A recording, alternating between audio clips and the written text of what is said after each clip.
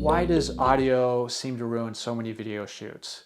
If you know anything about video production, you know that audio is at least as important as video when it comes to the overall quality of the finished product. But for some reason, while people will spend so much time concentrating on the way their video looks, they often will overlook the sound.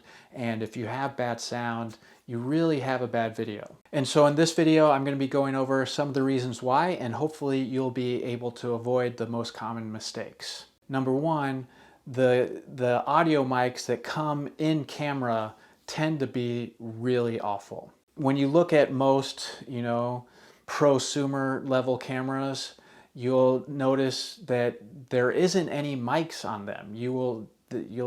They're able to bring in sound, but where is that sound coming in? That's a great indicator that that sound is going to be terrible. It's because there's just a little opening somewhere on the camera that's bringing in sound from everywhere in the space. It can't focus in on just the subject because it doesn't know where the subject is. And so that sound quality tends to be really bad. It's the same as if you shoot video with your phone. Modern iPhones and some of the other mobile devices, they have great cameras, they can get great images, but the sound is horrible because they don't have, microphones. And so they just have some kind of sensor inside the phone. Obviously, that's not going to make for great sound. Number two, you always need to have a backup. A lot of videographers, especially newer ones, fall into the same trap that people that don't know anything about video do, and they concentrate all on the visuals because that's what got them into filmmaking in the first place, and they don't care as much about sound. And so maybe they've invested in a really good microphone, they have that set up, and it sounds pretty good. But then something goes wrong with that microphone, and then you're left with the bad audio. Maybe there's something wrong with the cable or the connection, whatever it is. The primary sound that they were recording doesn't work out, and you end up with lousy sound. That's why you always need a backup. You need to always have two ways that you're bringing in the sound. And neither of them should be just the cheap mic that comes with the camera. And so for me, I almost always have some kind of lapel mic somewhere on the speaker, and then I will have a shotgun mic. That's the long mic that is unidirectional, and you can kind of point it pretty far away, and you're only picking up that sound in that one direction. And so now you have two good options. And so you have the mic that's pointed right where you need it to be pointed, and you have the mic that's right next to their collar. I may have just bumped mine in doing that. And so you can be fairly certain, if you know what you're doing, that at least one of those is going to be good, unless there's something in the environment that's just making any sound quality, it's going to be bad.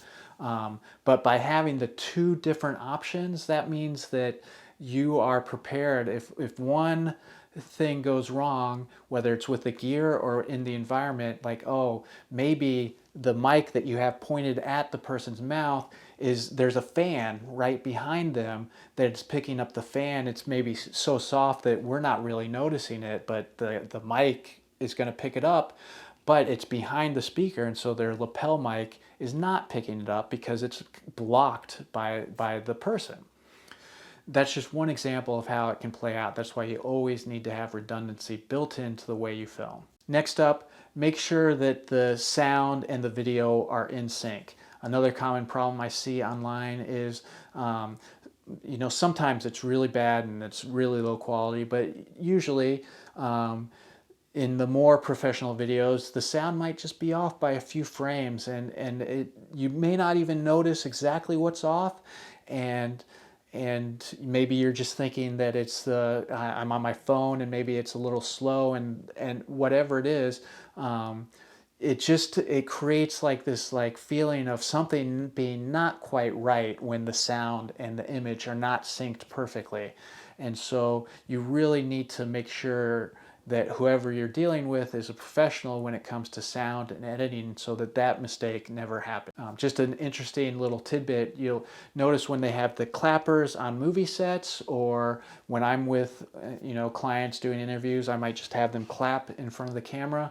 That is to sync the sound and the image. When I'm editing, I'll see the sound wave and I see it spike at the clap, and I get that lined up just perfectly. And that's what they're doing in Hollywood movies when they do the clap. That is to sync the sound and the video because they're being recorded separately.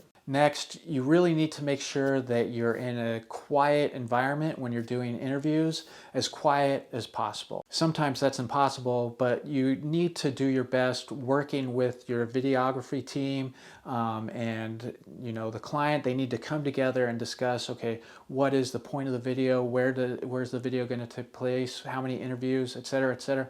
Where is the interview going to happen, and what is the sound environment like? A lot of clients will want to be like, oh, we want to shoot the interview on the factory floor and see everyone behind. That sounds great in theory, but it sounds terrible in execution, literally, because the sound quality will be really bad when you're in a factory setting, for example. One personal example, I was needing to shoot at a construction site. That's what the client wanted. It had to be there.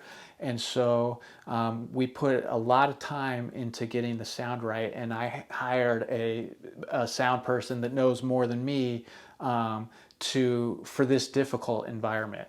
I feel very confident about sound in most cases, but when we're at a construction site, we needed gear that was a little bit beyond what I have. And so, but that's because of working with a client and knowing what their expectations were. We built that into the budget beforehand to make sure that we had really professional sound at the location that they wanted. And finally, one little piece of advice: if there's a reason for noise coming from off camera, make sure that the audience understands what that is.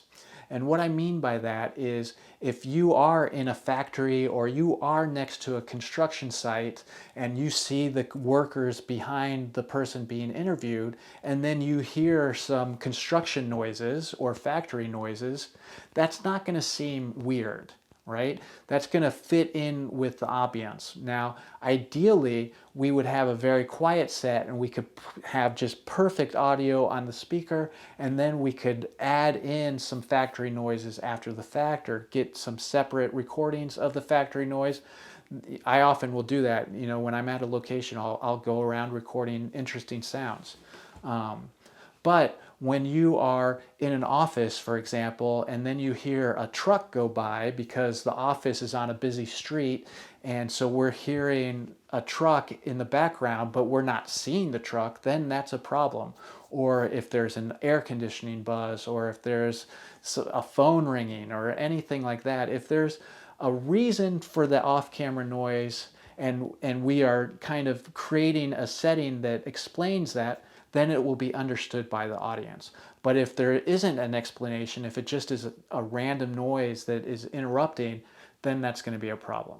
Okay, so I hope that helps. The bottom line, audio is super important, and you need to work with a professional team that understands how to get good audio. My name is Dexter Collins. I'm a videographer based in Portland, Oregon, and I would love to talk to you about any upcoming projects you have. Feel free to reach out, and you can view some examples of my work here on my website or on the YouTube channel. Thanks for tuning in, and hopefully I'll see you next time.